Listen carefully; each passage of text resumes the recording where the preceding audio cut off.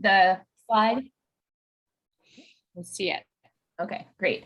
All right, so good to meet you all, and I'm glad you're tuning in and glad you're interested in being here. My name is Corey Miller. I'm the director at Friends of the Mad River. This is Ira here with me. He's Friends Stewardship Manager. We are the two full-time staff folks that work for Friends of the Mad River. There's also a part-time administrative person that helps us some, and Lisa, her name is Lisa, and she was last year's Mad River Watch coordinator. So she really helped us as we've made a transition, which you'll hear more about, from like a 36, what do we say, our 38-year-old program into the moment in time last year where we sort of shifted the whole protocols and changed things quite a bit. So we wanted to let's see, I think we have a small enough group, we're not going to worry about that. But we basically are going to get going. Seems like we introduced ourselves, and if ever the person on the phone figures out or is interested in sharing your name, feel free to just unmute and say it, and we'll get to know you. But we're going to spend 10 minutes. This is the phone people. Oh, yay. Hi, welcome. Cassie and Steven, we figured out how to unmute ourselves. Perfect. Where are you calling from? We're calling from Warren. Oh, perfect. And I guess you can't see our screen, can you? No, but we are almost to our computer, so we'll be able to see your screen here in about 5 minutes. Oh, perfect. That's great. Well, thanks for calling ahead of time so that you didn't miss much. Perfect. Thank you. Yeah, we'll see you soon in the, well, I was gonna say in the flesh, but not really. In the Zoom world. Okay, so we're gonna just spend 10 minutes. I'll just share with you a little bit about what Friends is and what kind of stuff we do and why we do it.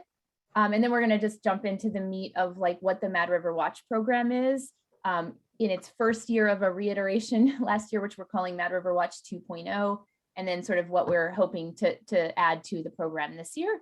And then we're going to be sure to leave some time to answer any questions if you all have them. So we'll either be off if there are no questions sometime between 7:45 and 8 o'clock. All right. So the mission of Friends of the Mad River is to just steward the healthy land and clean water of our community for this generation and future generations. And it, pretty straightforward, but also humongous. And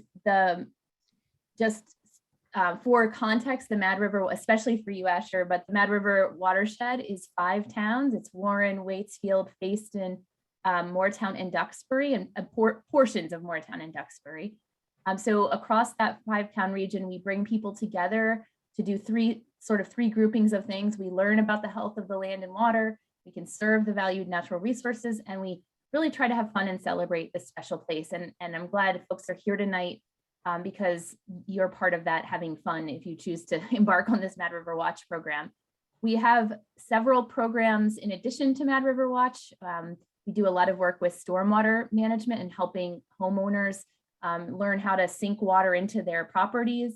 And so that we have fewer flood vulnerabilities and cleaner water. We work a lot with culvert upgrades so that trout are able to swim upstream. We do a lot of riparian and upland tree plantings. We're doing quite a bit of work now on climate and community resilience. So happy to talk more about that another time. But the focus of this conversation is the Mad River Watch program. And this is sort of our official kickoff to the season. Asher and folks on the phone may not have heard this before, but we have 20-ish volunteers from last year. Ira, it's something towards 20 who will be returning this year. So they didn't join us tonight, but they'll be at the training sessions, and you will, if you choose to, join that sort of cadre of really passionate, excited people. The who here. Oh, there's a. This is our Mad River Watch volunteers at one celebratory dinner a few years, before COVID. The people are what makes this organization special in a lot of ways. We have, some, I think, pretty excellent staff. We have a board of directors, also excellent. We partner with all sorts of different kinds of organizations and businesses and these 5 towns. And the landowners in this particular program make it possible for us to be on their properties to take water quality observations. And of course, the heart of the Mad River Watch program and much of what we do is volunteers. So thanks for being here. I always get the math wrong because this organization turned 30 years old in 2020. So we were sort of celebrating 30 years 2 years ago. The Mad River Watch program, though, is older than the organization and was the earliest program that sort of helped shape this organization. And so it is a longstanding celebration of people being out on the water, people paying attention, observing, enjoying the moment, being with people that they love, their friends, and also collecting important information that helps inform all of our understanding of the river and the watershed, and then allows us to share it with the community. So it is an experience for the volunteers, but also it's helpful data for us and for this community. So as we made this transition in last year, what year was that? 2021, to this Mad River Watch 2.0, sort of different than the last 30 years of this program. We worked with water quality scientists. We worked with the board of directors. We worked with the other staff person I mentioned, Lisa Koich. We kicked things off. We had a great season. That this veteran team of volunteers is coming back to support this program. And there are some goals that we have for this sort of transition to the 2.0 version. And we're still moving along the trajectory to accomplish these goals. So the first one is sort of to make sure that we have a broadened and deepened volunteer experience. We wanted to offer more opportunities for different kinds of people. So not just appealing to the scientisty type of person, but to the artistic type of person, to the people who just like to be out there and observe. We're trying to really offer a chance to get to know a site. So the intention is for folks to stick with the site and really watch it change and watch it develop through the season. And you know, the way it was in the last iteration of Mad River Watch, some of the volunteers had the same site for 10 or 15 years. And so we're able to like watch it through the decades. And you know, core to this transition period for us as we're developing this new program is the volunteers are helping provide us with data, feedback about what's working and what's not working. So we don't promise a perfect program at this moment. We promise like to listen to your input and try to make it more perfect next year. And it's really like that. It's not only the data that folks are collecting or the observations folks are collecting that is important. It's also the information about, is this working and is it not? What's engaging, what's not, is really helpful for us. So the other thing we're trying to do is learn from the data from the past. So we have a ton of data from those 30 plus years. We know that the river has elevated E. coli when it rains. We don't need to keep learning that. We don't need to collect data that tells us that again and again. We know right now which tributaries have elevated levels of phosphorus and nitrogen in the water, and we need to figure out more about where that problem is coming from. But we don't need to sort of test those same sites for phosphorus and nitrogen again and again, because we know that they're problems. So we've adjusted Mad River Watch so that we're moving into the future and sort of understanding more new information and not learning the same thing again and again. We are trying to really, like I said several times already, probably just gather these observations from folks all across the watershed. We had 22 or 19 sites last year, something like, Ira knows the details. And they're across the whole 5 towns. And we have really begun, like I said, to focus on climate and community resilience. And we're trying to adapt the program so we can measure the changes that we anticipate from a changing climate. So things that we think might happen from the data research, we're trying to see if it's happening in our community. And we've sort of built this program around the idea that thoughtful observations are the basis for like really sound scientific inquiry. So it may seem like to some people who are used to the old program, which it sounds like maybe Asher, you're not, so that's good. But we're not collecting as much chemical data as we were, but the observations that we're asking folks to collect is really important as our landscapes are changing, and as we sort of understand what that change is having, the impacts of those changes are on our community and our land and our ecosystems. We also wanted to add more opportunities for folks to engage and have action.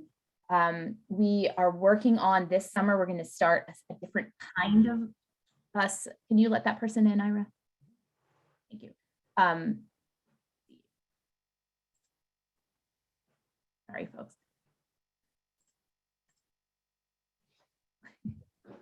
Oh, I forget about the audio taking forever for that.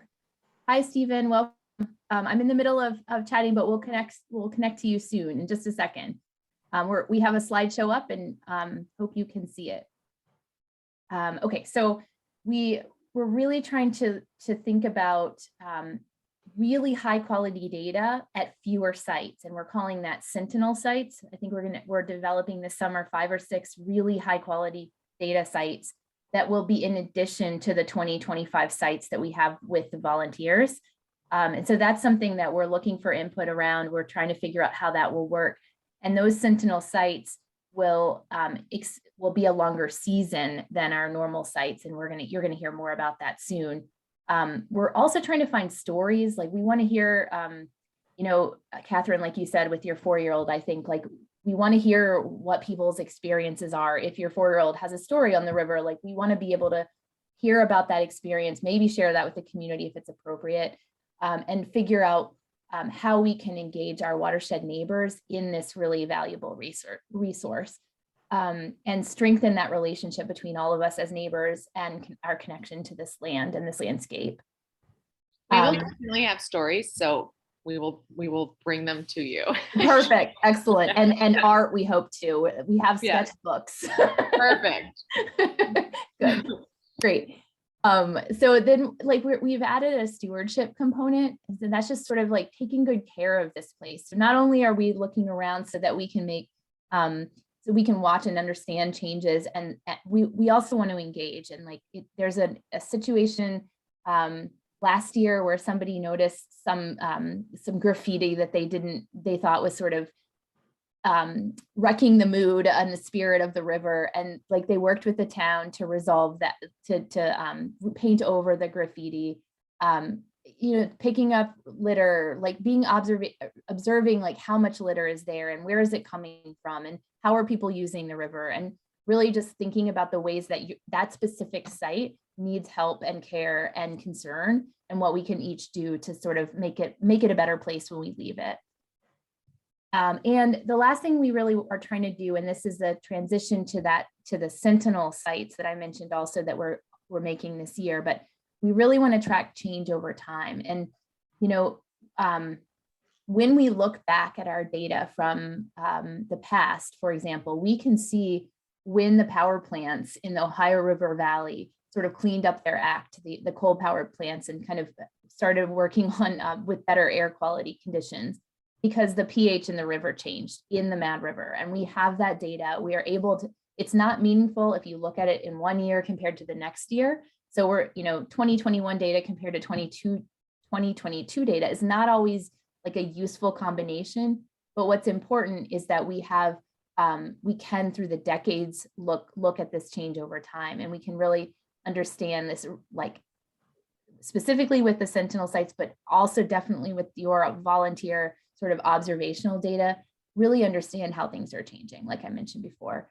And I think now I'm going to turn it over to Ira, and maybe we'll stop here for a second. Any questions on any of that have come to the top?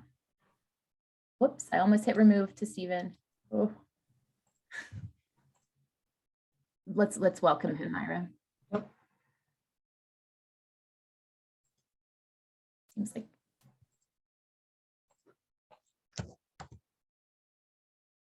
So Stephen, are you having a hard time connecting to the audio, or can you hear us?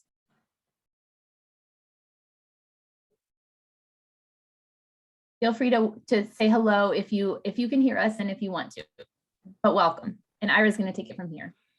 Cool. Thank you, Corey. Just for full disclosure, I'm sick, and I have a sore throat, so I'm going to try and speak efficiently, which is not my normal style. So I'm going to share my screen. We'll get back to the PowerPoint here. So does that look all right, Corey? Does that look all right? I see your you see the speaker view. Does everybody else see his speaker view? Interesting. Okay. All right. Let's see about. You want me to run it, Ira, or no? Maybe that wouldn't help. Yeah, I don't know why that would be.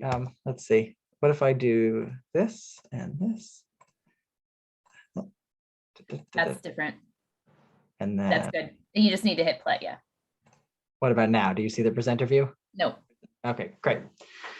Order of operations, it's important. Yeah. So lovely shot of the river. So what I'm going to do is give you an overview of the sort of day-to-day, week-to-week of being a volunteer, and a little bit of detail about what we actually are collecting or planning on collecting in terms of data and observations this summer. So the program is a field-based program. So you're outside. All of our volunteers are spread out to I think it's 22 field sites we have right now, but there's opportunity for more. We have had, I think, something like 30 or 40 sites in the past. And so there's always an opportunity to have even more volunteers sort of spread out and observing closely. And so the way we've historically done it and the way we will continue to do it, with the exception of the Sentinel sites that Corey mentioned, is to have 6 field day visits over the course of the summer. And it's every 2 weeks, and it's either all Sundays or all Mondays. And we can get into the sort of scheduling details of this if you become interested. But all of the dates are listed on our website too. So you can see, if you were to sign up, you'd either be signing up for this set of 6 Mondays or this set of 6 Sundays. So we collect in the morning, and we do that to have a consistent period. So we're also collecting. That allows us to compare data across sites, and it also allows us to avoid the impact of heat in the middle of the day. Essentially, is one of the major trends, because what would happen if we took temperature measurements at 4 in the afternoon is all of the water would be quite hot, and that would not necessarily be as representative as we would like. And so what this means is that you'll be out in the field collecting data. You could collect it before 8 a.m. if you want, but I will be at the Waite House in Waitsfield, which is where our office is, and you'll meet me after you collect the data there, sometime between 8 and 11. I won't be there at 6 a.m. And I might be there a little after 11, and you'll have my contact if you're running late. The program uses an app that we developed with help from our water scientist partners, I guess, and it runs on Android and iOS. It's a free app, and it's part, going through it is in the training, and we just ask ideally that you would bring your own device. But we can provide a sort of limited number of tablets if that is a hindrance to participation. The sites are as diverse as the valley is. So there are, sites down on the main stem that are like sort of sandy little beaches that you walk out on. And then there are sites that are scrambles down bridge abutments to get to. And so some of the sites require a lot of dexterity. And so when we go through the process of signing you up and talking about sites, it's good to be aware of what your preference is. But all of the sites, because it is a field-based program, are ones that you will have to access on foot. And historically, we've had volunteers visit one or more sites. In all likelihood, you'll visit one site. We got feedback from the program last year, and most volunteers found that one site with the sort of new protocol that Corey was talking about is an appropriate amount. We do have a volunteer who's very by the numbers, and it goes to 2 sites. So, that can be an option as well. And just a reiteration, we are in a rebuilding process. So we really do appreciate your role in providing us that kind of feedback. So what happens in a given field day? You want to be prepared. And really that just means, being aware of what the conditions are for the day. Your safety is paramount. So if it's a flood warning, please don't go. And if it, but otherwise, if it's raining, a little drizzle, put on the rain jacket, put on the galoshes, and head on out. But just be aware of what you're getting into and what your site, demands in terms of, is this a safe one to access given the conditions? And similarly, being prepared with the materials. Every volunteer team is equipped with a kit. So you'll have your phone or device of the handbook, any materials for testing water quality or sampling. We provide a field journal.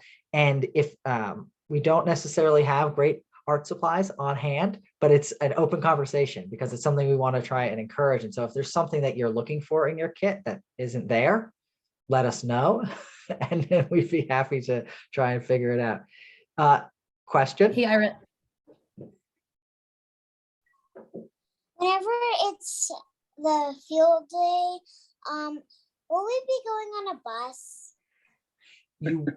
You won't be going on a bus. You will have to get to your site. It's a good question, though. So the sites are spread out all up and down the Mad River Valley, and the valley is 26 miles long. So depending on where you live, you might have to travel a little bit to get to your site. There are a number of tributaries that head up into the hills. So generally we can find a site that's fairly close to your town or wherever you're going to live. Where are you going to be landing? Our house is in Waitsfield. Okay, so that's good. You're in the middle, so I don't have to worry too much. You'll be able to get where you need to go. That's a good question. Thank you. So as the next bullet point points out, you'll either drive or walk to your site, or you could bike if you would like. And then you're gonna take out your device, and the app itself does a pretty good job. Between the app and the handbook that we provide, it will sort of have the reminders and walk you through what happens at your site and what kind of information you're going to be looking for, what kind of observations. So you've arrived at your site, you're all geared up, you're ready to go. And the first thing we want you to do is really just take a moment to look around, to take in broad observations of what's happening at the site. Any field scientist will tell you this is a critical piece of gathering data of field work, is taking that moment to consider what the context is, what the big picture is, because that will really inform what you're seeing in terms of the rest of your data. And so this means, you get to your site and you see, did big trees fall? Was there a big storm recently? Have things changed significantly that you can see at a glance? And so you'll record those kind of observations along with the weather and air temperature and date and time. And then before anything, and you've gotten in the river or disturbed anything, the first thing we want you to do is take 4 photos. And ideally, we figure out how to take those photos from the same place each time and sort of facing the same direction. So it's upstream, downstream, far bank, and near bank. And over time, these photos will provide a sort of flip book for us of all of these sites, right? So it'll be day after day, field site after field site in one season, but then year after year as we compile these different seasons together. And we have versions of this anecdotally from our old work, but not in a comprehensive kind of way. And so in a couple years, this will be a really compelling way to look back and have a good sense of what are the major changes that are occurring at these field sites. And then just, take anything into consideration that you think is noticeable. So again, just reiterating, starting with this broad observations. So what we've done this year is we've tried to organize the types of observations and information you're going together into 3 categories. And this is based on the 1972 Clean Water Act, is where we started thinking about this. But they're going to be physical observations, chemical observations, which is sort of the water quality as it's traditionally known, and biological observations. So it'll be, the life that we see at the site. And so this is part of what we're asking you to give us feedback on, is the sort of flow of these different observations, right? So in my mind and in my field testing, we've figured out, okay, if we do physical, chemical, and biological, that allows us to do the actual methods for getting this information in a way that they don't disturb each other. But you might find that I'm wrong, and I would love to know. So with the physical observations, we'll be looking at the color and the movement of the water, which will tell us a lot about what's in the water, how intense the flow is, how intensely the water is moving through that field site. which can tell us a lot about the conditions upstream. We'll look for signs of new erosion or deposition of sediment. So this is a natural occurrence in streams, right? Things erode and things sediment deposits, but it can be excessive, and then that sediment can become a pollutant, right? And that can lead to problems for fish habitat or for water quality. We'll measure the water's temperature, which is perhaps the biggest change over time umbrella. It will be reflective of what we see in terms of a changing climate, but it also reflects the landscape. Is there more or less forest cover? Are the riparian buffers, which are the vegetated areas along the river, healthy and providing shade or not? We have this in this photo. You can see this lovely device here is our temperature logger.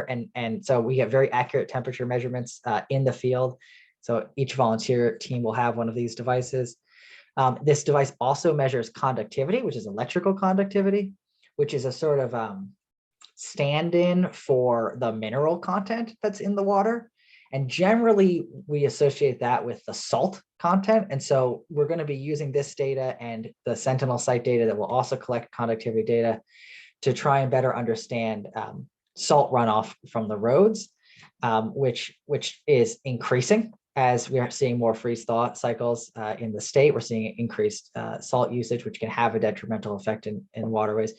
But conductivity can also stand in, and those increased mineral levels can also be indicative of something else that's happening. And so what we're starting to figure out with the work that you're all going to be doing and the observations you'll collect are what will be the things that indicate a need for follow-up, right? When does something you do out in the field tell us, okay, we want to go and collect a sample and bring it to the lab, or, oh, we want to follow up with a nearby landowner. And so those are the kind of questions we're trying to troubleshoot throughout this season. There's going to be a few optional components this year that we're testing out that are a little bit more involved or a little bit funkier. And so this, one of the physical observations is using what's called the float method, which really just involves floating an orange down the water, but in a very meticulous way that allows us to capture information about the depth, width, and velocity of the water, which can give us a picture of the total amount of water moving through the site at the time of measurement, which is great because that really gives us a comparison upstream and downstream. And we have one site that's the USGS gauge, which is a sort of very sophisticated piece of equipment that tells us the total discharge at that one spot. So this gives us a good comparison. So in terms of water quality and the chemical component, this year we're really just going to be looking at pH. And as Corey mentioned, there's a long history there that tells a very compelling story. We're interested in continuing to tell that story. And as I was saying, once we get the Sentinel sites established, we'll have a standard protocol for bringing bottles to and from the lab. And that will allow us to use the sites that you all would all be visiting to be able to take water samples from those sites as well, if that was necessary. And that would sort of round out this chemical question. So for right now, this is our thinnest category, but in time it will become a little bit more robust. And it's thin for the reasons that I had said before of like, we did do a lot of chemical learning in the last 30 years. And now we have a sense of like where we need to look more closely. Right. Sorry to interrupt you, Ira. No, that's great. I appreciate that. And even last year we tried to use some simpler nitrite and nitrate and then phosphate test strips, which are similar to the strips you use this year, but the levels are so low essentially in the main stem and in many areas in the valley that the risk of sort of getting false readings was very high. And so we had a really hard time getting meaningful data out of that particular tool. So we decided not to use it because if it's not useful and it's just waste, let's not. And what we can do is we can use that conductivity data that we collected last year potentially as an indicator for taking bottle samples that then would give us a very accurate measurement of phosphate and nitrite and nitrate. So more to come in that realm. So then we get into a much sort of broader, maybe not broader, but there's a lot going on in the biological world to observe, right? There's all of the plants, all of the animals. There's all sorts of things that can pull your attention, and we're pretty much interested in all of it. And so the app itself has opportunities to record videos, take photos, just record notes about what you're seeing. And we're going to continually work to provide relevant identification resources, right? So, plant ID, invasive plant ID, bird song ID, and there's a few optional components that are associated with this, one of which is identifying benthic macroinvertebrates, which are these adorable little critters that live in the rocks and on the bottom of the stream bed. And they are an indicator species. So if you see certain, or not, they are many species, let me pause there. But collectively, the species that are benthic macroinvertebrates indicate whether or not the water quality is good, right? And there are good methods the state and environmental groups use to understand or to interpret the different benthic macroinvertebrates that are found. And so, we have kick nets, and we have an opportunity, we have guides, and we have an opportunity for you to be involved in finding and identifying some of these little guys. In addition, we want to know about certainly the wildlife that is in the water. So if you see fish, if you see things like that, but also what's going on in the surrounding landscape. So your field sites are not just the stream, but also the surrounding landscape and area. And so this is a broad area, but I think that it's when we got feedback on from volunteers where there's a lot of interest in improving the skill base here, right? Volunteers were compelled, but they were interested in this idea, but they wanted support. And so that's something we're working on this year, as Corey mentioned, supporting volunteers and taking in that feedback. And so if there are, if you're a bird ID expert, great, bring that. And if you're not, we will try and round out that skill as well. But the idea, in a large part with all these observations, and our hope is always that volunteers return year in and year out and continue to grow as observers and continue to grow as sort of naturalists for the Mad River Valley and bring that expertise to bear each time. Bear is not a pun, even though there's a bear in this photo.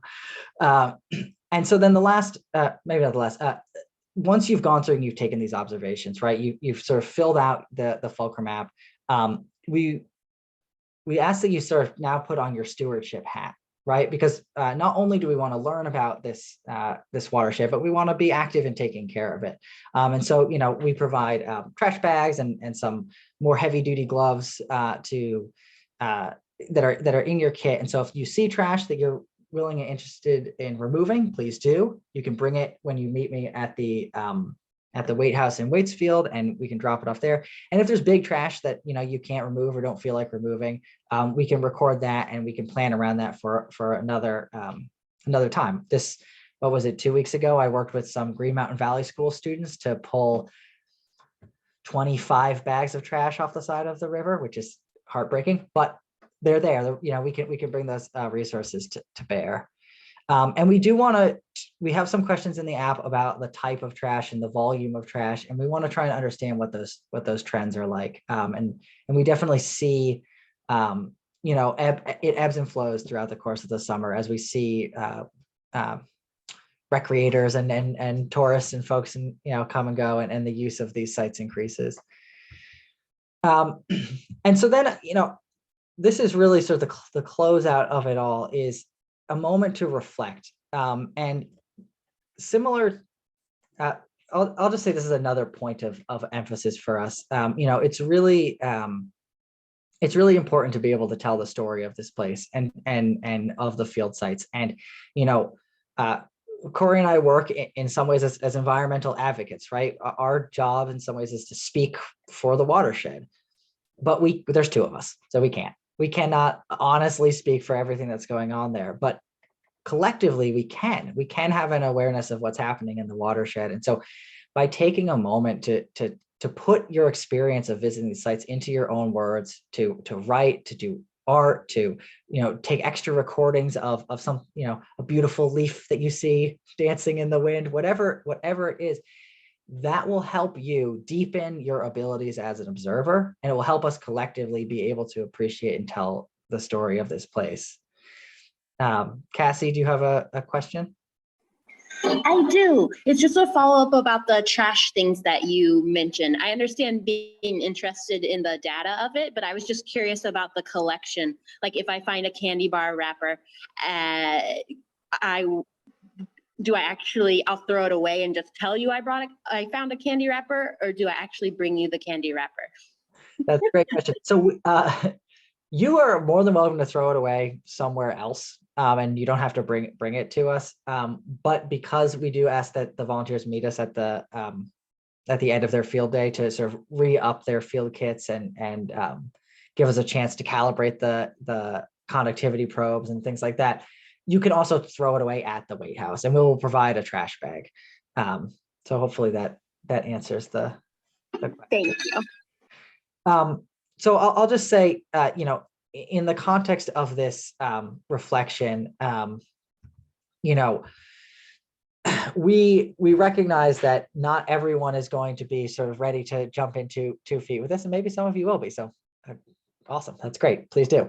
But similar to the skill building of the bird ID, we're also interested in helping foster and facilitate this kind of reflection. So to that broad picture of sort of volunteer skill building development and those opportunities, we're working on and hope to be able to provide some optional additional opportunities this summer that would be, we have 4 that we're thinking of right now. So it would be sort of an art day. So think like plein air painting or field sketches, a day where we actually go out and we practice cat catching and identifying benthic macroinvertebrates, a day where we take advantage of some of the very skilled birders that are in our sort of network. And Lisa Koich, for example, is an excellent birder by ear too. It's embarrassing when I go out with her because she's just like, oh, that's the northern warbler.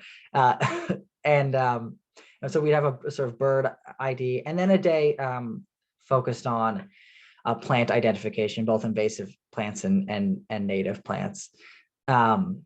And so the idea is that those would be in addition to your field days, optional opportunities to really continue to deepen your skills as an observer. So we want to bring art and science together. Just reiterate that again. And so we have a few optional explorations, and I'll just run through these quickly. But there's the flow, which is the flow of water, and that's the float thing I described with the orange. Benthic macroinvertebrates, which I described, this cute little critter. I don't know if I can, by laser pointer, does that work? Can you see the, all right. So, and then we have a few apps that we're interested in having you run and try out. And these would just be sort of optional in addition to the main app that we run. In an ideal world, these things would all be integrated together into one smooth, beautiful app. But unfortunately, that's not the case. And so we want to try out not only the merits of these apps for data collection and for helping you as an observer, but also how it feels to have multiple apps running. So this is, if you're a techie person or someone who's just really curious, this is an opportunity. And so iNaturalist is about recording natural data. Merlin is a great bird ID app that I think it does photo and sound recording and can help you identify birds that way. Crowdwater is a really cool, but perhaps not entirely relevant app out of a German university that does a lot of the same stuff that we're doing, but also has some unique functionalities that are worth exploring. And then Hydrocolor is a very sort of academic app developed out of a university in Maine that can help measure turbidity, which is sort of the amount of suspended material in the water. So a little technical, but really worth it for us to explore. So I'll run through the rest of the stuff. So that, that's what you do, what you're looking for out in the field, and sort of how we hope to support you and support the development of the program. So just broadly speaking, when we get this information, we share it. We share it with you. We share it with the broader community and our partners. Sometimes research partners at universities. Sometimes it's the state. Often it's just through our media channels, so social media or Front Porch Forum or the Valley Reporter. And so we will likely have a number of articles that come out this summer that are a hybrid of sort of historical information and observations that you bring in from the field. And so then, every year our goal is to understand what our priorities are for the program, but also to understand what our priorities are as an organization focused on the health of the watershed. And so where are our water quality priorities? Where does work need to be done? Where can we further our investigations and research? What are the trends that we're looking for? And then how are we improving the capacity of this community to be aware of what's happening in the watershed? And so in particular this year, we're looking to incorporate feedback from last year. We're looking to get feedback from all of you and to test some of these optional components of the program. So next steps, real quick here. I will send out a follow-up email to all of you. It will include a training registration, information about the site selection. Most of our sites are already sort of claimed by last year's volunteers. So it will mostly be questions about what kind of sites, how interested are you in driving at any kind of distance? And we'll work together to figure out what's a good site for you to visit. And then we'll hopefully get you set up with permissions and photo releases and then how to get Fulcrum, which is the name of the app we use how to get that set up on your phone. And then we have our volunteer training. So we have 3 options this year. There's June 1st, June 2nd from 4 to 5:30. So that's a Wednesday and a Thursday. And then we have June 4th, which is a Saturday, 10 to 11:30 in the morning. And then you'll get out, hopefully, volunteer, join us as a Mad River Watch volunteer. So if I don't have your email on the registration, if you didn't register for this info session, please email me and I will start to get you squared away with this whole process. And then we're on to questions. And there's our lovely watershed. And I realized I didn't say what a watershed was, so I'll just interject here.